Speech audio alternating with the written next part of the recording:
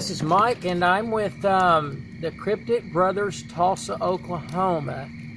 It's wonderful to have you guys with us tonight. Do I have a very, very special story for you to listen to? A good friend of mine, a co-worker, has shared his story with me.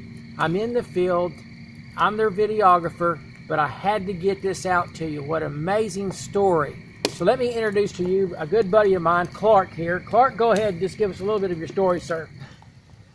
My name is Clark Jones. I'm from Skiatook, Oklahoma. I would like to talk about what I think is a Class B encounter that I had in the Kiamichi Mountains in November of 2012.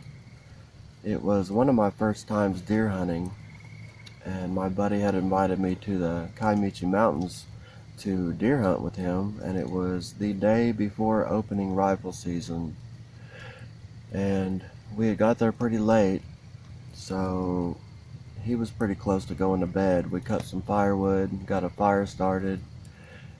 He had a pretty small camper there, so there was only enough room for him to be sleeping inside the camper.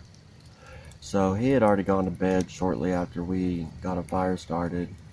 I was sitting around the fire, and just after the sun went down, I heard some vocalizations that sounded like, the only way I can explain are the way that Cliff makes his screams on Finding Bigfoot. That's the only thing that I can compare it to.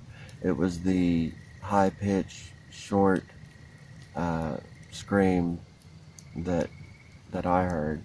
And of course, there were a lot of other people hunting in the area. It was public hunting land, and also the area was well renowned for Bigfoot activity, so I just shrugged it off as somebody else making a call. But nonetheless, I responded with one of my own calls that I could imitate as closely as I could to it.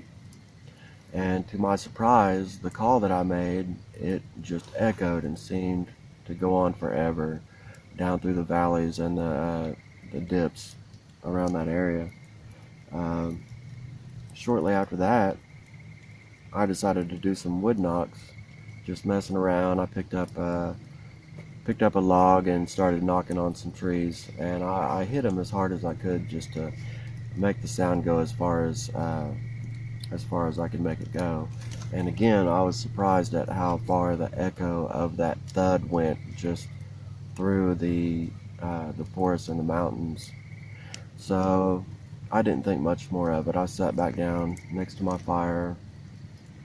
I'd been sitting there about 20 or 30 minutes, and it was dead calm. There was no wind, there was no sound. It was just dead silence out there. And out of nowhere, there was just this tremendous crashing through the brush, just like a herd of elephants. I know that said a lot, but it sounded like an elephant running through the brush, just crunching and crashing through there, not trying to be quiet at all. It was just something huge running through the brush. Well, I drew my firearm and I got my light out, and as soon as I did that, the sound stopped, and I was just standing there waiting, and it was just silence again. And I was just sitting there, you know, wondering what the hell it was, and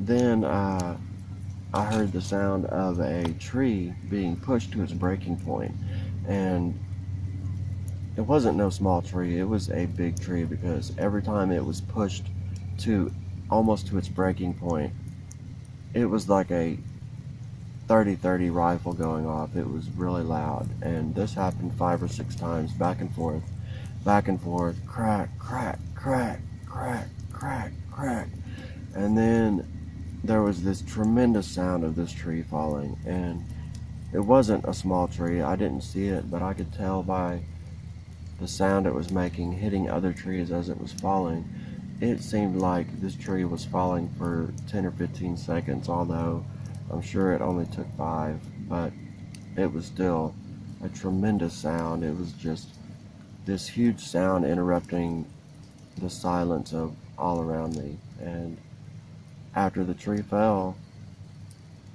I didn't know what else to do. I just kind of froze, and after I heard it, I walked out here to this edge of the tree line,